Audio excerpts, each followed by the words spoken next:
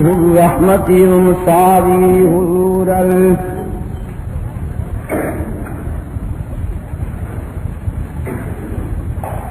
أما بعد فأعوذ بالله من الشيطان الرجيم بسم الله الرحمن الرحيم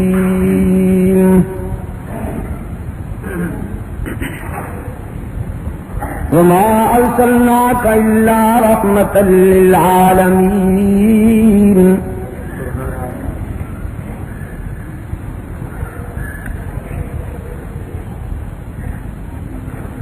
يا أيها الإنسان ما غرك بربك الكريم الذي خلقك فسواك فعدلك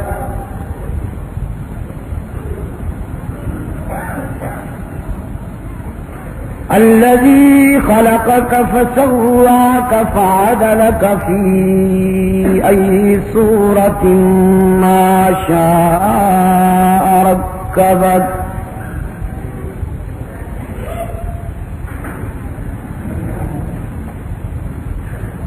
كلا بل تكذبون بالدين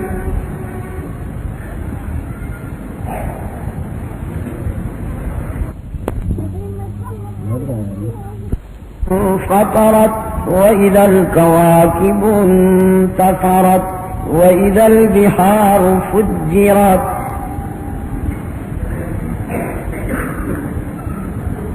وإذا القبور بعثرت علمت نفس ما قدمت وأخرت يا أيها الإنسان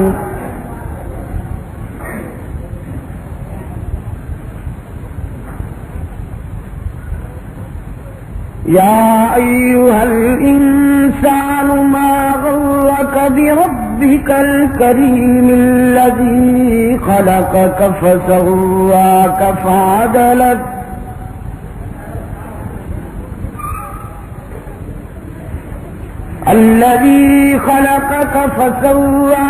فعدلك في أي صورة ما شاء ركبك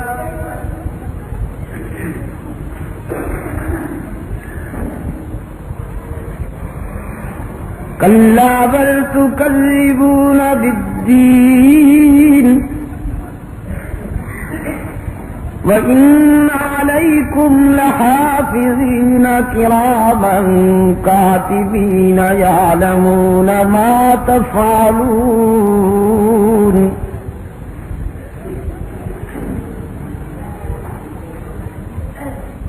إن الأبرار لفي نعيم وإن الفجار لفي جحيم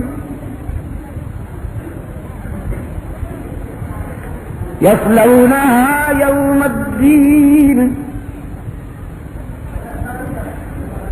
وما هم عنها بغائبين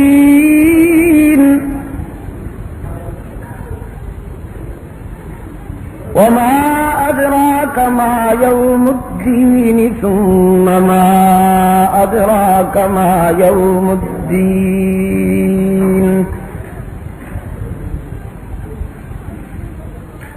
يوم لا تملك نفس لنفس شيئا والأمر يومئذ لله صدق الله مولانا العظيم وصدق رسوله النبي الأمي الكريم ونحن على ذلك لمن الشاهدين والشاكرين والحمد لله رب العالمين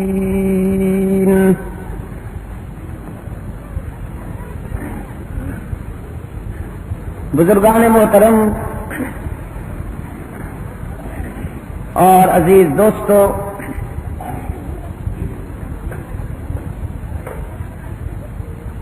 مجھ سے پہلے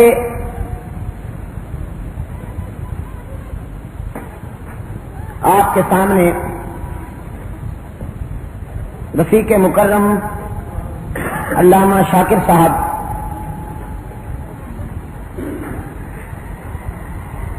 سیرت سرور کائنات علی صاحب الصلاۃ والسلام کے کچھ پہلوؤں پر اختصار کے ساتھ گفتگو فرما رہے تھے.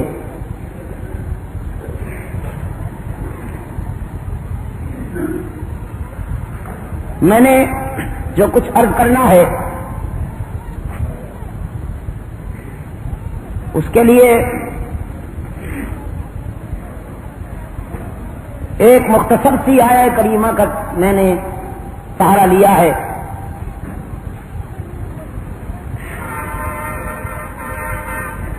جس میں اللہ نے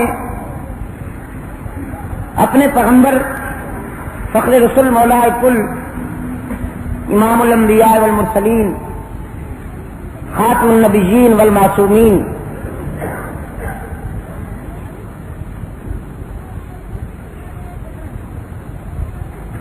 سیدنا و سید العالم حضرت محمد عربی صلی اللہ علیہ وسلم کو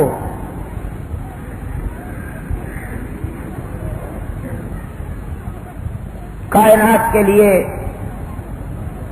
سراسر رحمت اور طے کرے شفقت و مودت قرار دیتے ہوئے ارشاد فرمایا وما ارسلناک الا رحمۃ للعالمین.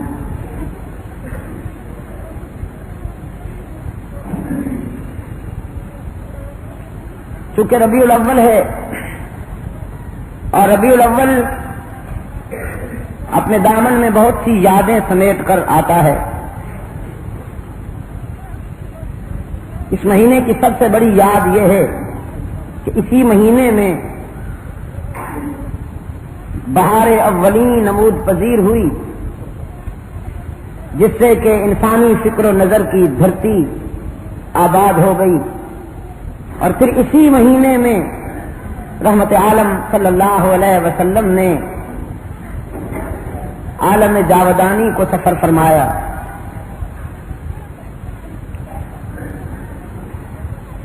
موت برحق ہے. ہر متنفس تقریباً مرنے کے لیے ہی پیدا ہوتا ہے. زندگی فریب دیتی ہے اور انسان یہ سمجھنے لگتا ہے کہ زندہ رہنے کے لیے پیدا ہوا ہوں، حالانکہ ہر شخص مرنے کے لیے پیدا ہوتا ہے. وہی نہیں مرتا جو پیدا نہیں ہوتا. جو پیدا ہوتا ہے اسے ضرور مرنا ہوتا ہے. زندگی کے گرم و سرد، تلخ و شیریں گزر جاتے ہیں ایام، لیکن بہرحال انجام وہی ہے. رسول اکرم صلی اللہ علیہ وسلم اسی مہینے کی 12 تاریخ کو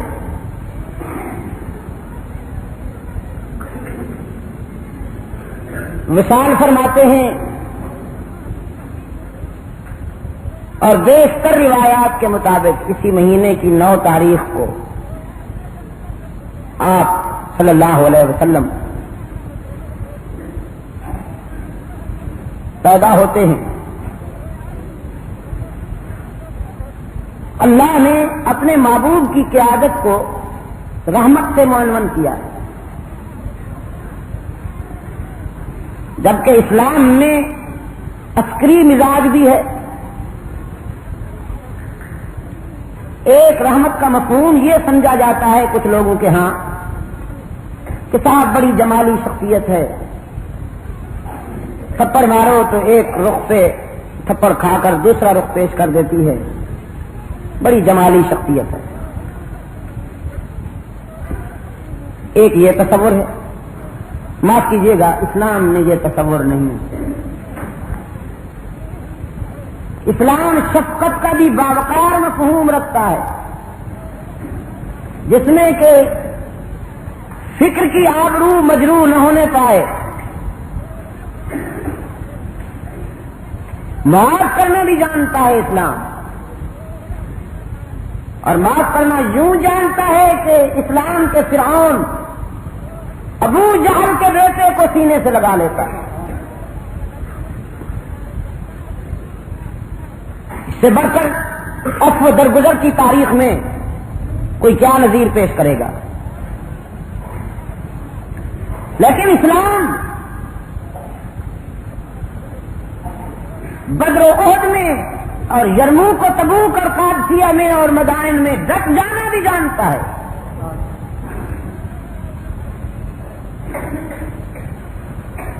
بعض حضرات نے گوشاسیت میں بیٹھ کر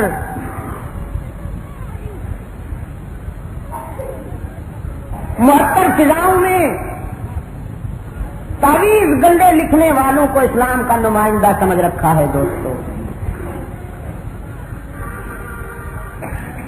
یہ بزنس کاروبار ہے، اس کا اسلام سے کوئی تعلق نہیں.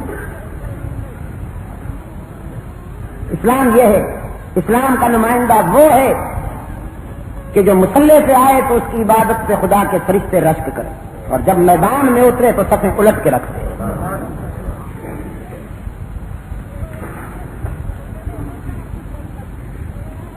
اگر گوشہ عافیت میں بیٹھ کر اسلام کے تقاضے پورے کیے جا سکتے، سنیے غور سے، مرمری فرش پہ رہتے ہوئے مخملی قالینوں پہ بیٹھ کر معطر فضاؤں میں رہ کر زعفرانی پانی سے تعویذ گنڈا لکھنے بیچنے سے اسلام کے تقاضے پورے ہوتے تو اللہ کا محبوب رحمت عالم صلی اللہ علیہ وسلم یہی کرتے. خدا کے گھر میں بیٹھا ہوں اور اس اعتماد کے ساتھ کہہ رہا ہوں کہ شاید یہ میری زندگی کی آخری تقریر ہو، یہ کہ بہت سے دوستوں کو میری آواز اب برداشت نہیں ہو رہی، نہ ہو وہ ناراض نہ ہو جائے.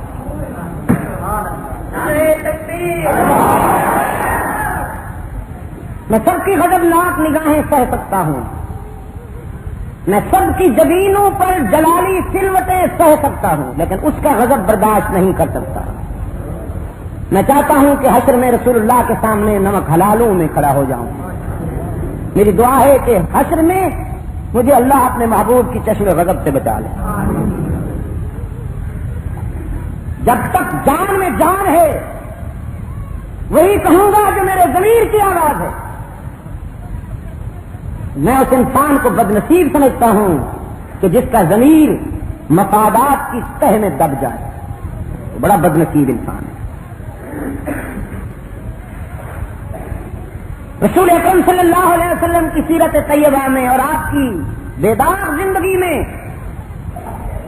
سجدے بھی ہیں، قیام بھی ہے، اور قیام بھی ایسا کہ مریم اسلام سیدۃ نساء اہل الجنہ مخدومۃ المسلمین ام المؤمنین صدیقہ بنت صدیق اکبر حبیب خدا سیدہ عائشہ رضی اللہ عنہا جو رسول کی نجی زندگی کی ترجمان ہے، جس نے حضور کو خلوتوں میں دیکھا، فرماتی ہے کئی راتیں میرے سامنے ایسی گزریں کہ رات بھر آمنہ کا لال عابد بن کر خدا کے حضور کھڑا رہا.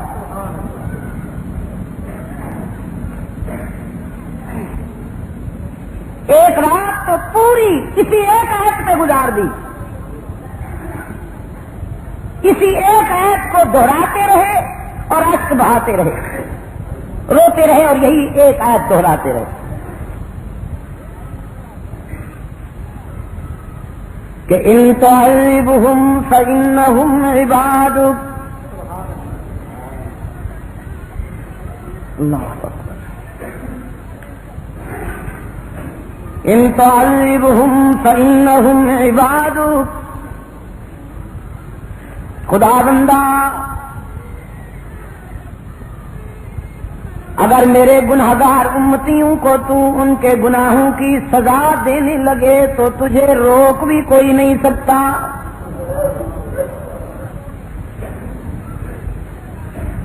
انہم عبادک، تیرے بندے جو ہوئے. کون ہے تجھے روکنے والا؟ تو خود مختار ہے اپنے فیصلوں میں. فإنہم عبادک. ان تعذبهم فإنهم عبادك، اگر تو میرے گنہگار امتیوں کو ان کے جرائم کی سزا دینے لگے تو تجھے روکنے والا کوئی نہیں۔ وَإِن تَغْفِرْ لَهُمْ، اور اگر میرے آنسوں کی لاج رکھتے ہوئے انہیں معاف کر دے تو بھی تجھ سے پوچھنے والا کوئی نہیں، لیکن ان کے جرائم کی سزا دینے سے معاف کر دینا تیری رحمت کے زیادہ قریب ہے۔ بس پوری رات اسی میں گزر گئی۔ سیدہ عائشہ رضی اللہ تعالی عنہا فرماتی ہیں ایک صبح میں نے دیکھا کہ محبوب کے قدموں پہ ورم ہے، حضور اکرم صلی اللہ علیہ وسلم کی پنڈلیاں سوج چکی ہیں قیام کی وجہ سے۔ سیدہ فرماتی ہیں اللہ کے محبوب آپ تو معصوم ہیں، آپ کی ذات سے گناہ کا تصور بھی نہیں، پھر اس قدر استغفار کیوں؟ رحمت عالم صلی اللہ علیہ وسلم نے رقت میں ڈوب کر جواب دیا افلا اکون عبدا شکورا، عائشہ میں اپنے اس محسن معبود کا شکر کیوں نہ ادا کروں جس نے یتیم کو سارے نبیوں کا امام بنا دیا۔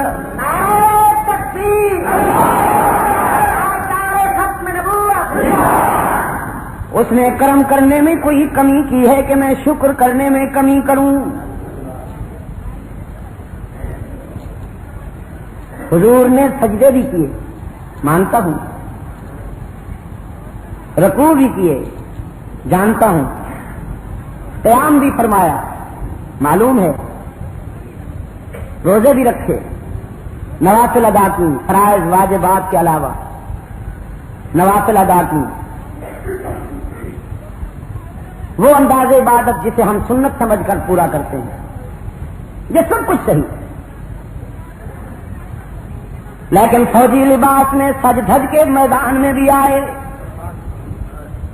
فوجی لباس میں بھی۔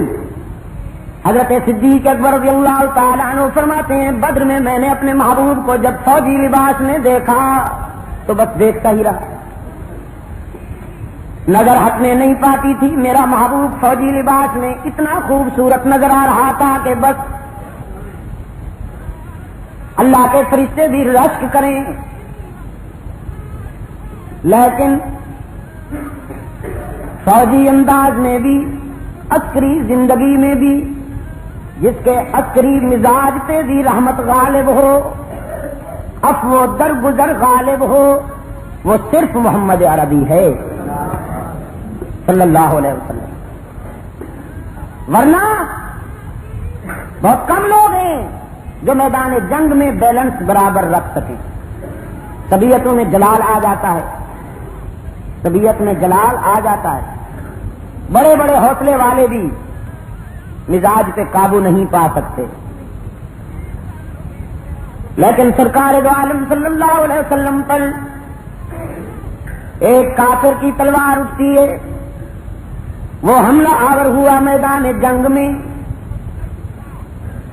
اس نے وار کیا، اللہ نے اپنے محبوب کی حفاظت فرمائی،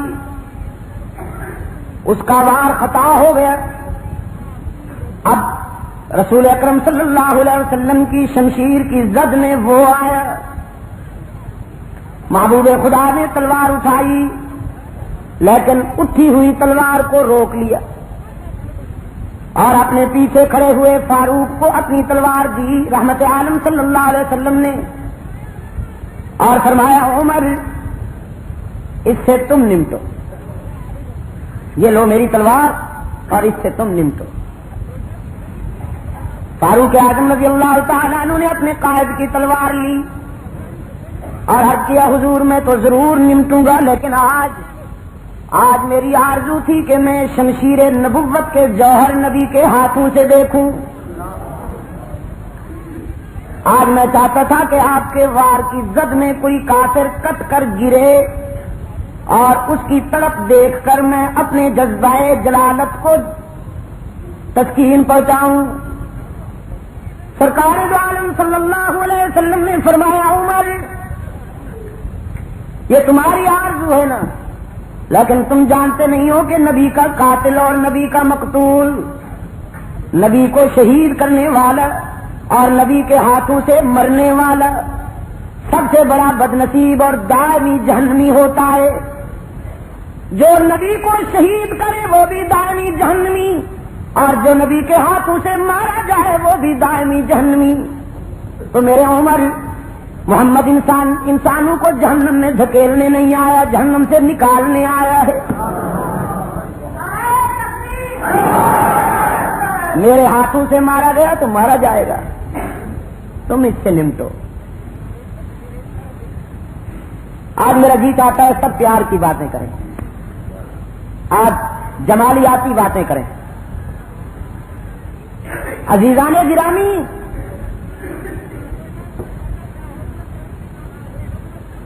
موازنہ فرمائیے، دنیا کی لیڈرشپ کا تجزیہ کیجیے۔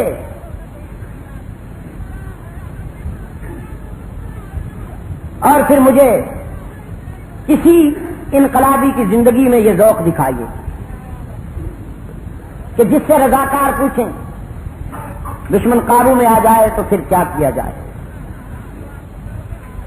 جس نے ہمیں ستایا ہو، جس نے ہمارے گھروں کو آگ لگائی ہو، جس نے ہمارے بچوں کو یتیم کیا ہو، جس نے ہماری بیٹیوں کے سر سے چادریں اتاری ہوں، وہ ظالم جب ہمارے قابو میں آ جائے تو اللہ کے رسول کیسے انتقام لیں، کیسے بدلہ لیں۔ رحمت عالم صلی اللہ علیہ وسلم نے فرمایا اگر مجھ سے پوچھتے ہو تو تمہیں ستانے والے جب تمہارے قابو میں آ جائیں تو سب سے بہتر انتقام یہ ہے کہ انہیں معاف کر دو۔ یہ صرف میرے آقا کی زندگی میں آپ کو ملے گا۔ اور پھر یہ کہا نہیں، صرف کر کے دکھایا۔ کہنے والے تو بہت ہوتے ہیں نا، کر کے دکھانا اصل تو یہ بات ہے نا۔ فاتح بن کے آئے ہیں میرے آقا، ستانے والوں پر فاتح بن کر 8 سال کی ہجرت کا زمانہ گزار کے آئے ہیں اس شہر میں جس شہر کے باشندوں نے ظلم و ستم کی انتہا کر دی تھی، جس شہر کو آنسو بہاتے ہوئے محبوب کبریا نے چھوڑا تھا۔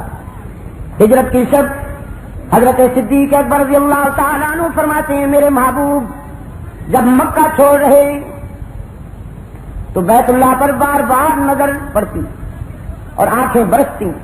حضور فرماتے میرے دادے کے بنائے ہوئے اللہ کے گھر تجھے چھوڑنے کو جی تو نہیں چاہتا، لیکن کیا کروں، مکہ کے سنگ دل مجھے رہنے نہیں دیتے۔ اشک بہاتے ہوئے مکے کو چھوڑا تھا۔ اور پھر 8 سال بعد فاتح بن کے آئے ہیں 10,000 قدسیوں کے لشکر سمیت۔ اس نے اتفاق دیکھیے راولپنڈی کے دوستوں کہ اسی اونٹنی پر سوار ہیں جس اونٹنی پر بیٹھ کر گئے تھے۔ ہجرت کی شب جو اونٹنی صدیق اکبر نے حاضر کی تھی اسی اونٹنی پر محبوب کبریا آج سوار ہو کر تشریف لائے۔ ایک غلام زادہ حضرت زید کا بیٹا اسامہ بن زید رضی اللہ تعالی عنہما رسول اکرم صلی اللہ علیہ وسلم کے ساتھ اونٹنی پر سوار ہے۔ آپ نے دیکھا آج کے اس تاریخی دن رسول اکرم صلی اللہ علیہ وسلم کے ساتھ صدیق اکبر نہیں، فاروق اعظم نہیں، عثمان ذو النورین نہیں، علی المرتضیٰ سوار نہیں، ایک غلام کا بیٹا ہے۔ اور پیغمبر کی سیرت، رسول اکرم کی سیرت خاموشی کی زبان سے انسانی برادری کو بتا رہی ہے کہ اسلام انسان کو غلام بنانے نہیں آیا بلکہ غلامی کی پستیوں میں الجھے ہوئے انسانوں کو بلند کرنے آیا ہے۔ حضرت اسامہ بن زید رضی اللہ عنہما پیغمبر اقدس صلی اللہ علیہ وسلم کے ساتھ اونٹنی پر سوار ہیں اور فتح کی خوشی میں اچھلتے ہیں، فرت مسرت میں اچھلتے ہیں حضرت اسامہ۔ سرکار دو عالم صلی اللہ علیہ وسلم اس بچے کے سر پہ ہاتھ رکھ کے فرماتے ہیں اسامہ تمہیں اچھلنے کودنے کی اجازت نہیں. میری شریعت کا مزاج یہ نہیں کہ خوشیاں ملیں تو رقص کیا جائے, مصیبت آئے تو ماتم کیا جائے. میری شریعت کا مزاج یہ ہے کہ خوشیاں ملیں تو شکر کیا جائے, مصیبت آئے تو صبر کیا جائے.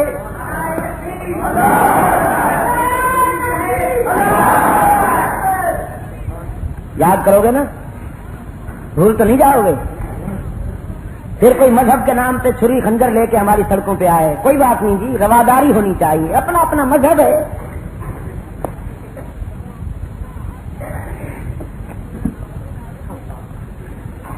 سنو بابو سنو, منافق کی نیا پار نہیں لگے گی انشاءاللہ. مجھدار میں ڈوبے گی منافق کی نیا. خوشیوں میں رقص, بولو حرام. تم بھی مفتی بنو نا, سارا بوجھ مجھ پہ ڈال رکھا. خوشیوں میں رقص اور مصیبت کے عنوان سے ماتم. جو خوشیوں میں رقص کرتا ہے اور مصیبت میں ماتم کرتا ہے وہ محمدی گر کی بات. پھر ایک آواز آئی, سید الانصار حضرت سعد بن عبادہ جو علم بردار تھا آج کے دن, سرکار عالم صلی اللہ علیہ وسلم نے جسے اسلام کا پرچم دیا تھا, فوجی مستی میں, فوجی ترنگ میں, مکہ کے خاموش در و دیوار کو دیکھ کر قرآن پاک کی یہ انقلابی آیت نشر کرتا ہے, تلک الایام نداولها بین الناس. یہ سعد بن عبادہ ہے اور ایک سعد بن ابی وقاص ہیں رضی اللہ تعالی عنہما, وہ فاتح ایران ہے. انہوں نے بھی ایک پڑھی تھی ایک مقام پر, جنہوں نے تاریخ کا مطالعہ کیا ہے وہ اہل نظر جانتے ہیں. اور یہ آیت انہوں نے کب پڑھی تھی؟ جب ایوان کسرا میں آئے. قادسیہ کو فتح کرنے کے بعد جب حضرت سعد بن ابی وقاص رضی اللہ تعالی عنہ ایوان کسرا میں آئے, مدائن میں قدم رکھا, یزدگرد بھاگ گیا تو دیکھا سونے کا گھوڑا بنا ہوا ہے, اس پہ چاندی کی زین کسی ہوئی ہے, اور اس کے اوپر جو سوار بنا کے بٹھایا گیا ہے وہ ہیروں کا اور موتیوں کا بنا ہوا ہے. ایک چاندی کی اونٹنی بنائی گئی ہے, اس پہ سونے کی زین سجائی گئی ہے, اور اس سے ایک ہیروں اور موتیوں اور جواہرات سے بنایا گیا ایک سوار بیٹھا ہے. ایک فرش ایسا ہے کہ جو شدید گرمیوں میں بہار کا رنگ دیتا تھا, جس پر بیٹھ کر شہنشاہی عناصر اللہ تللے پیا کرتے. حضرت سعد رضی اللہ تعالیٰ عنہ نے جب قدم رکھا تو یہاں بھی یہی انقلابی آیت نشر کی, تلک الایام نداولها بین الناس. اور طوائفوں کو آزاد چھوڑنے والوں اور ہم فقیروں پہ پابندیاں لگانے والوں, گانوں کی حوصلہ افزائی کرنے والوں اور قرآن پر پابندیاں لگانے والوں, تم چاہتے ہو نا وہی مولوی آزاد رہیں جو ہماری خوشامد کریں؟ نہیں کریں گے, نہیں کریں گے, جان دے دیں گے, جان دے دیں گے انشاءاللہ.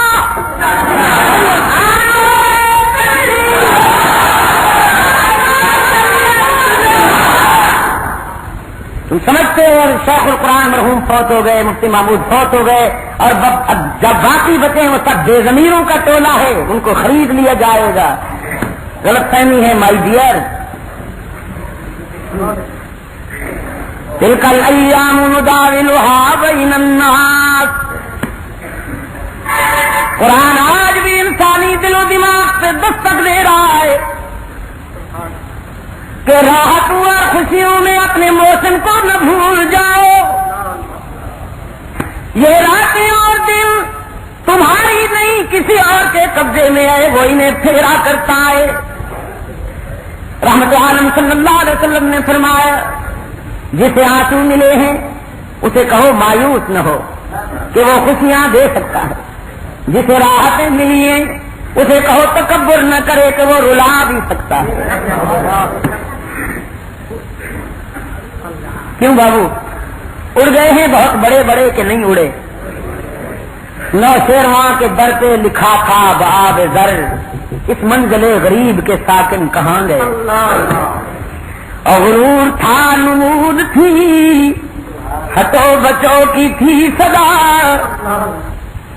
غرور تھا نمود تھی، ہٹو بچو کی تھی صدا، اور آج تم سے کیا کہوں لاج کبھی پتا نہیں۔ میر تقی درد نے کیا کہا؟ میر تقی درد کہتا ہے قبرستان سے گزرتے ہوئے کسی کی پرانی کھوپڑی پر پاؤں آ گیا، قبر سے کسی کی کھوپڑی نکلی پڑی تھی، امتداد زمانہ میں خستہ حال تھی، پاؤں رکھا تو ریزہ ریزہ ہو گئی، کل پاؤں ایک کاسا سر پر جو آ گیا، یکسر استخانے شکستہ سے چور تھا، کہنے لگا کہ دیکھ کے چل رہا بے خبر، میں بھی کبھی کسی کا سرے پرغرور تھا۔ تلک الایام نداولها بین الناس، یہ راتیں اور دن ہمارے ہیں، ہم انہیں پھیرا کرتے ہیں۔ سرکار دو عالم صلی اللہ علیہ وسلم نے یہ آواز سنی، حضرت صاحب نے نعرہ لگایا الیوم یوم الملحمہ، ہمیں ستانے والوں تیار ہو جاؤ، آج محمد کے غلام آ گئے ہیں، کل ہماری گردنیں تھی تمہاری تلوار تھی، آج ہماری تلوار ہے تمہاری گردنیں ہوں گی، آج انتقام لیا جائے گا، آج بدلہ لیا جائے گا، آج ہم سمیہ کی آہوں کا بھی بدلہ لیں گے، خبائب کی تڑپ کا بھی بدلہ لیں گے، بلال کی مظلومیت کا بھی بدلہ لیں گے۔ سرکار دو عالم صلی اللہ علیہ وسلم نے سعد کو بلا کے فرمایا یہ نعرہ کیوں بلند کرتے؟ کس نے تمہیں کہا؟ اس نے عرض کی اللہ کے رسول میں خدا اور آپ کے دشمنوں کی حوصلہ شکنی کر رہا ہوں، انہوں نے ہمیں ستایا ہے تڑپایا ہے، آج میں انہیں ڈرا رہا۔ رحمت عالم صلی اللہ علیہ وسلم نے فرمایا سعد تم انتقام کا نعرہ بلند کرتے ہو، میرے ضمیر پہ چوٹ لگتی ہے۔ علی کہاں ہے؟ سرکار دو عالم صلی اللہ علیہ وسلم نے حضرت علی کو بلایا اور فرمایا علی اب یہ پرچم تم اٹھاؤ گے۔ سعد سے پرچم تعظیماً لے لیا گیا اور وہ پرچم دے دیا گیا حضرت علی کو، فرمایا اب یہ پرچم علی اٹھائیں گے، اور فرمایا علی اب تم مکہ کے گلی کوچوں میں چلے جاؤ اور نعرہ لگاؤ الیوم یوم المرحمہ، آج انتقام اور بدلے کا دن نہیں، آج معافی کا دن ہے۔ آج میں ان کے لیے وہی کہتا ہوں جو میرے بھائی یوسف نے کنویں میں ڈالنے والے کرم فرماؤں کے لیے کہا کہ لا تثریب علیکم اليوم، آج تو ہم تمہیں تمہارے ماضی پر تانا بھی نہیں دیں گے، تمہیں اپنے ماضی پر شرمندہ بھی نہیں کیا جائے گا۔ سرکار دو عالم صلی اللہ علیہ وسلم نے فرمایا علی مکہ کے گلی کوچوں میں جا کر میں کہا کرتا ہوں 3 اہم مرحلے ہیں ہمارے شاندار ماضی کے کہ جس میں حضرت علی رضی اللہ تعالیٰ عنہ کے مقدر میں اسلام کا جھنڈا اٹھانے کی سعادت آئی۔ ایک بدر میں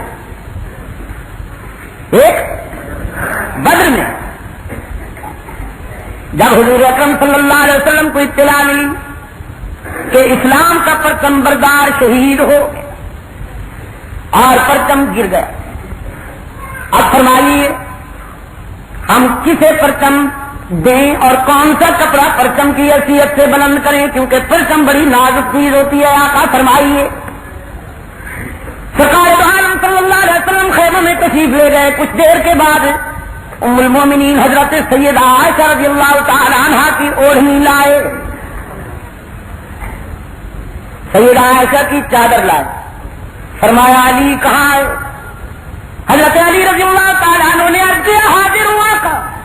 رحمت عالم صلی اللہ علیہ وسلم نے فرمایا آج تاریخ میں ایک انوکھا باب لکھا جائے گا، کہ عائشہ کا دوپٹہ اسلام کا پرچم بنے گا اور اس پرچم کو عائشہ کا سچا بیٹا علی بلند کرے گا.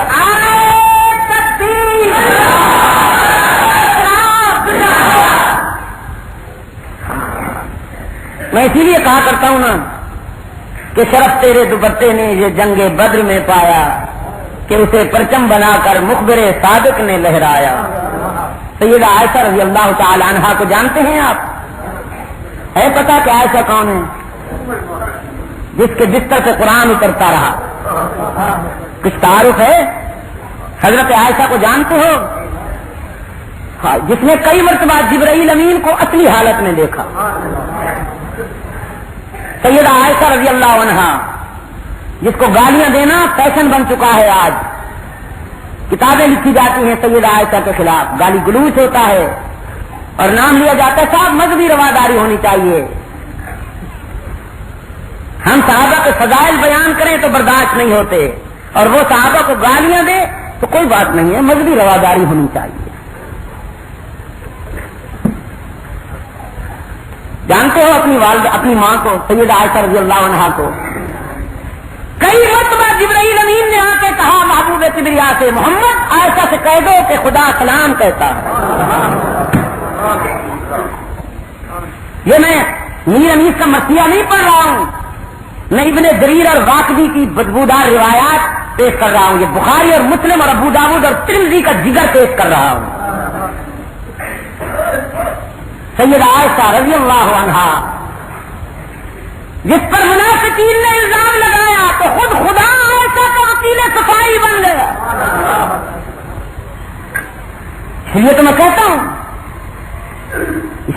کہتا ہوں اور کہتا رہوں گا، حشر میں بھی میری دعا ہے اور التجا ہے کہ خدا بندہ حشر میں سیدہ عائشہ کے سامنے مجھے یہ کہنے کی اجازت ملے کہ تیری پاکیزگی پر نطق فطرت نے شہادت دی، تجھے عظمت عطا کی عافیت بخشی فضیلت دی.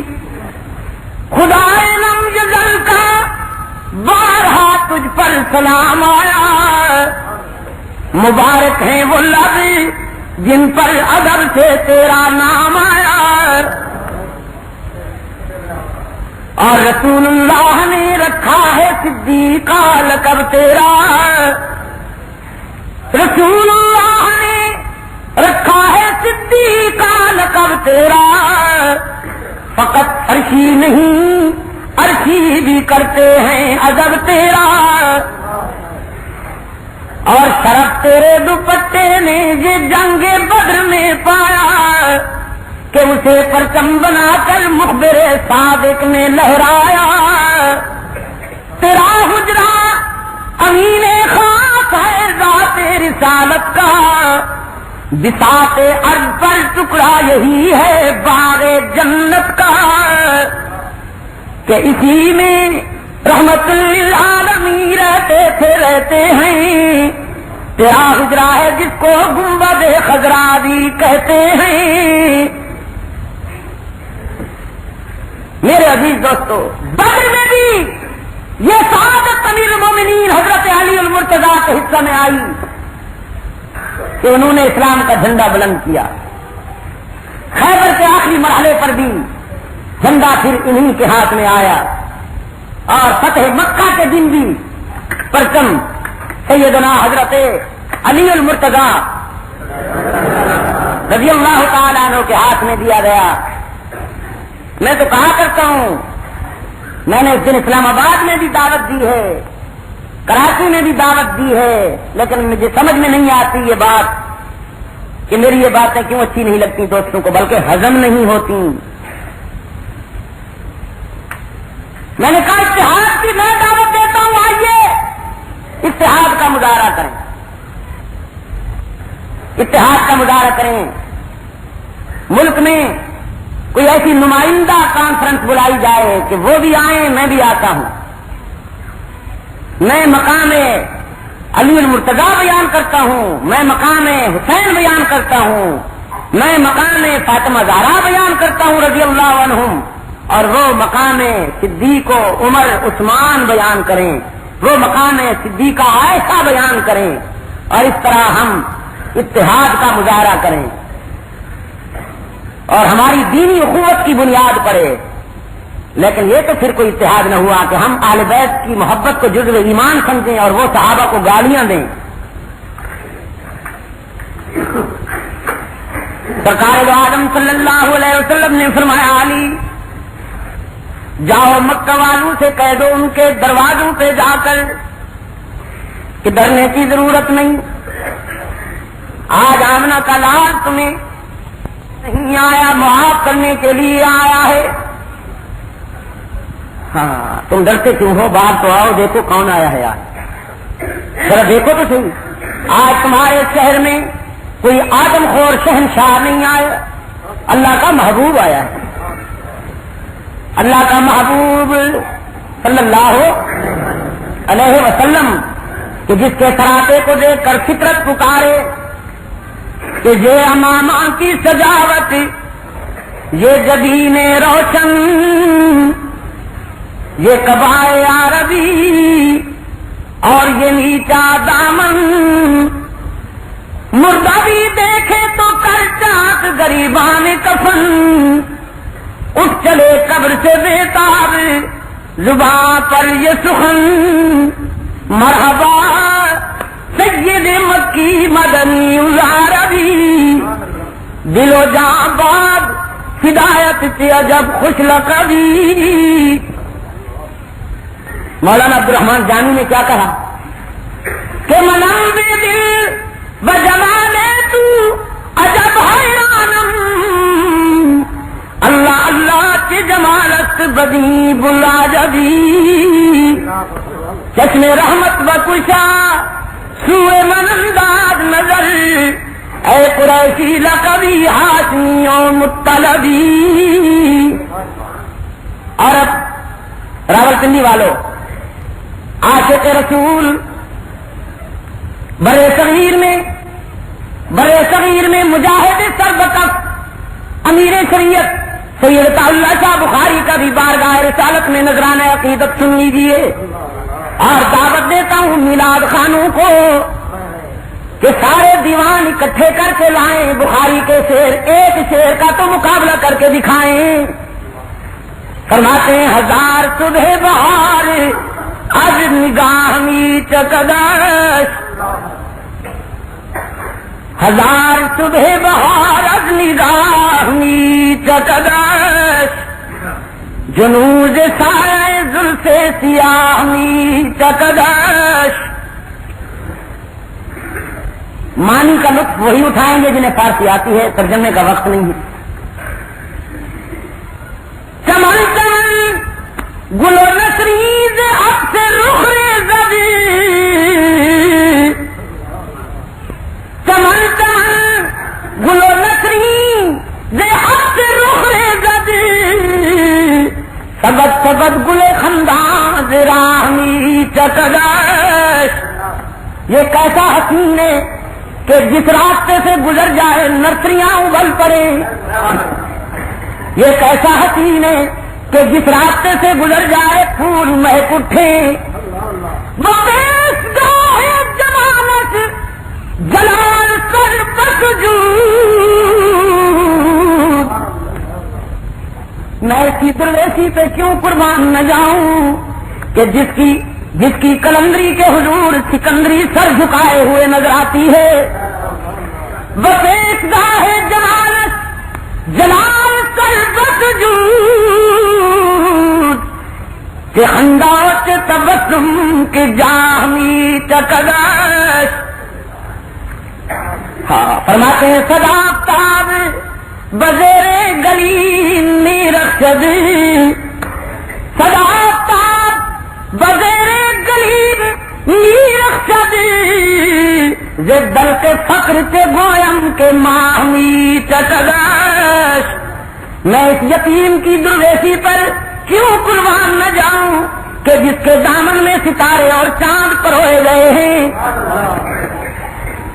جس کے دامن میں چاند اور ستارے پروئے ہوئے ہیں، کہ گفتگو سے تبسم شہادت بہدور میں اس کے لبو سے نکلنے والے ہر بول پہ کیوں قربان نہ جاؤں کہ جب اوپر دیکھ کے بولے تو قرآن بنتا ہے، جب سر جھکا کے بولے تو حدیث بنتی ہے۔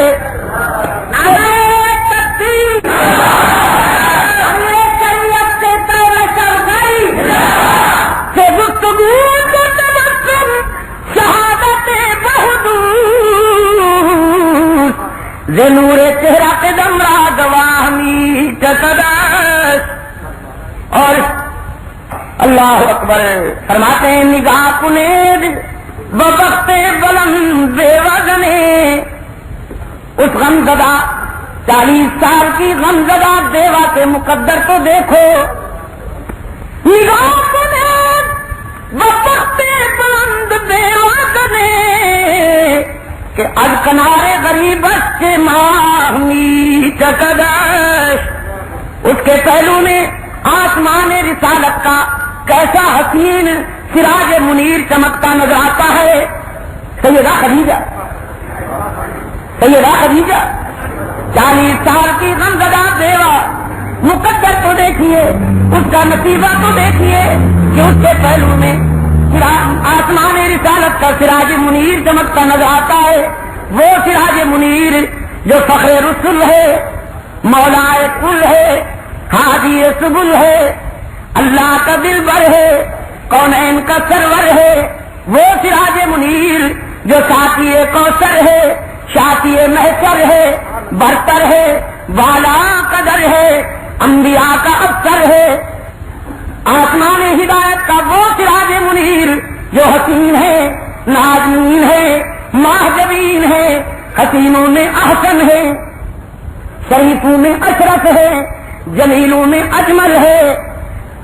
اللہ کا دلبر وہ رحمت العالمین، سید المرسلین، راحت العاشقین، مراد المشتاقین، امام المرسلین، اور جس کی عظمت پر اس کے دشمنوں کو بھی یقین، وہ رہبر الرہنما، وہ سراج منیر، بدر الدجا، شمس الضحا، خیر الورا، احمد مجتبی اور محمد مصطفیٰ، جو اٹھے تو آسمان کو بلندیاں مل جائیں، جو بیٹھے تو زمین کو تسکین مل جائے، جسے پسینہ آئے تو گلشن مہکنے لگے، جو بولے تو انادل چہکنے لگے، جو مسکرائے تو جنت مچل جائے، جس کے جبین سے نقاب اٹھے تو صبح کو سویرا مل جائے، جس کی زلفوں کی گھنی چھاؤں سے راتوں کو اندھیرا مل جائے۔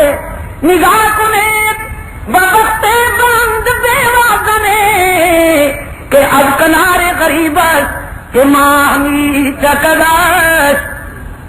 سرکار دو عالم صلی اللہ علیہ وسلم نے فرمایا، میرے علی جاؤ اور مکہ والوں سے کہو تم نے ہمیں ستایا تھا، ہم تمہیں معاف کرنے آئے ہیں۔ غلام عرض کرتے ہیں آقا، یہ وہی ظالم ہیں جنہوں نے سمیہ کو مکہ کے چوراہے میں رسیوں سے کٹ کر دو ویسی جانوروں کے ساتھ سمیہ کے پاؤں باندھ کر دو لخت کر دیا۔ یہ وہی آدم خور ہیں، یہ وہی انسان نما درندے ہیں جنہوں نے خباب کو انگاروں پہ بھون ڈالا۔ یہ وہی ظالم ہیں جنہوں نے آگ کے دندان اقدس شہید کیے، جو بلال کے سینے پہ پتھر رکھ کر بلال کی طرف کا تماشا دیکھا کرتے تھے۔ رحمت عالم صلی اللہ علیہ وسلم نے فرمایا، میں بھی جانتا ہوں، بھولا تو نہیں ہوں، میں انہیں جانتا ہوں، یہ مجھے جانتے ہیں، یہ ستانے کے عادی ہیں، میں معاف کرنے کا عادی ہوں۔ یہ شہر بھی مجھے جانتا ہے، اس کے گلی کوچے مجھ سے اچھی طرح مانوس ہیں۔ یہ وہی شہر ہے جس کی گلیوں میں میرے لیے کانٹے بچھائے جاتے تھے۔ میں جانتا ہوں اس شہر کو کہ اس شہر کے مکانوں کی چھتوں پر مشرقین کی عورتیں میرا انتظار کرتی تھیں، اور جب میں گزرتا تو کوڑا پھینک دیتی تھیں۔ میں جانتا ہوں یہ وہی شہر ہے جس کے مکینوں نے مجھ پہ اوجری پھینکی، جس کے سنگ دل مکینوں نے مجھے سنگ باری کا نشانہ بنایا۔ لیکن اگر یہ وہی ہے تو میں بھی وہی ہوں نا۔ اس زمانہ میں بھی یہ ساری چوٹیں سہ کر بیت اللہ میں پہنچ کر رحمت للعالمین صلی اللہ علیہ وسلم التجا کرتے، خلاف کعبہ تھام کر التجا کرتے کہ خدا بندہ اپنے معبود کو زخمی دیکھ کر کہیں تیرا غضب جوش میں نہ آ جائے. میں تیرے در پہ اس لیے آیا ہوں، میں ان کی ہلاکت کی دعا کرنے نہیں آیا، میں تو تیرے در پہ اس لیے آیا ہوں کہ اگر ان کے ظلم مسلسل کی وجہ سے زندگی کی راہوں میں کبھی میں ان کی ہلاکت کے لیے دعا کر دوں تو میرے معبود تجھے اس گھر کی عظمت اور میری محبت کا واسطہ کہ میری وہ دعا کبھی قبول نہ کرنا. میں اگر کہوں بھی کہ انہیں ہلاک کر تو تو انہیں ہلاک نہ کرنا. ان کا دامن پتھروں سے بڑا ہوا ہے، یہ پتھر مارتے ہیں، مجھے تو نے رحمت سے نوازا ہے، میں رحمت کا نہیں برساتا ہوں. فرمایا سنو، فوجی نقطۂ نظر سے، عسکری نقطۂ نظر سے سب سے زیادہ ہمارے مقابلے میں ابو سفیان نے حصہ لیا بدر میں، احد میں. لیکن آج میں اعلان کرتا ہوں من دخل دار ابی سفیان فہو آمن. جو ابو سفیان کے گھر چلا جائے، ابو سفیان کی حویلی میں چلا جائے، وہ مامون ہو گیا، ہم اس سے کچھ نہیں کہیں گے. ابو جہل کا بیٹا سوچتا ہے، اکرما دل میں سوچتا ہے کیا مجھے بھی معاف کر دیا جائے گا؟ میں اس شخص کا باپ ہوں کہ جس کی عداوت اور اسلام دشمنی تاریخ میں کبھی مٹ نہیں سکے گی. کانپتا لرزتا ہوا رسول اللہ صلی اللہ علیہ وسلم کی بارگاہ میں آیا ہے ابو جہل کا بیٹا، اور عرض کرتا ہے اللہ کے رسول، کیا ابو جہل کے بیٹے کو بھی معاف کیا جا سکتا ہے؟ میں اللہ کی وحدانیت اور آپ کی رسالت کا اقرار کرنے آیا ہوں. رحمت عالم صلی اللہ علیہ وسلم نے فرمایا اگر تو اللہ کی وحدانیت اور میری رسالت کا اقرار کرنے آیا ہے تو میں تجھے سینے سے لگاتا ہوں، تجھے خوشخبری سناتا ہوں کہ تیری جہنم جنت سے بدل گئی. اور پھر جنت سے بدلی ہے اکرما کی جہنم کے جرموت کے مہار پر جب کیسر رومی عیسائیوں کا تقدیر دل لے کر مسلمانوں کے مقابلے میں آیا ہے، وہاں جب جنگ پر تیاریاں مکمل ہوئی تو ابو جہل کا بیٹا اب حضرت اکرما بن گیا تھا. عربی سے کہیے گا کہ ہم آپ کی تعلیمات اور آپ کے فیضان کے نتیجے میں انسان بنے. ہم آپ کے شکر گزار ہیں کہ آپ نے ہمیں حجت جائی کر دیا، آپ نے ہمیں مجاور سے مجاہد بنا دیا، آپ نے ہماری زمین کو در در کے سبزوں کی ذلتوں سے بچا کر ایک وحدہ لا شریک اللہ کے حضور جھکانے کا احسان فرمایا. ہمارے پاس وہ زبان نہیں ہے کہ ہم آپ کے احسانات کا شکریہ ادا کر سکیں. اور ہاں سنو، اپنے انصاری بھائی سے کہتا ہے صاحب میں تو دنیا چھوڑ رہا ہوں، میں تو اب اس قابل نہیں کہ رسول کے دشمنوں سے لڑ سکوں، لیکن تم سے کہتا ہوں خبردار، میرے بعد اگر کسی نے رسول اللہ کو کوئی تکلیف پہنچائی، اگر حضور کو کوئی اذیت پہنچی تو حشر میں خدا کے سامنے کوئی جواب نہیں دے سکو گے. خیال رکھنا کہ محبوب تک کسی دشمن کا ہاتھ نہ پہنچے. وہ انصاری آنسو پوچھتا ہوا بارگاہ رسالت میں آتا ہے اور کرتا ہے اللہ کے رسول صاحب نے یہ پیغام دیا، وہ شدید زخمی ہے، بس اس کے آخری سانس ہیں. حضور کھائے. اب تاریخ کا وہ حسین باب شروع ہوتا ہے کہ فرط محبت میں حضور کھڑے ہو گئے. فرمایا کہاں ہے وہ؟ انصاری نے بتایا رحمت عالم صلی اللہ علیہ وسلم تیز قدم چلتے ہوئے سعد کے پاس پہنچے اور جا کے سعد کا سر گود میں لے لیا. سعد کی زندگی کی آخری سانس سے جی بھر کے آقا کے چہرے کو دیکھا اور محبوب کی آنکھوں میں آنکھیں ڈال کر سلام عقیدت پیش کرتے ہوئے ہمیشہ کے لیے آنکھیں بند کر لیں. اور پھر سعد کی خوش قسمتی پر کائنات جھوم اٹھی کہ جب سعد کی جبین کو رسول اللہ نے بوسہ دیا.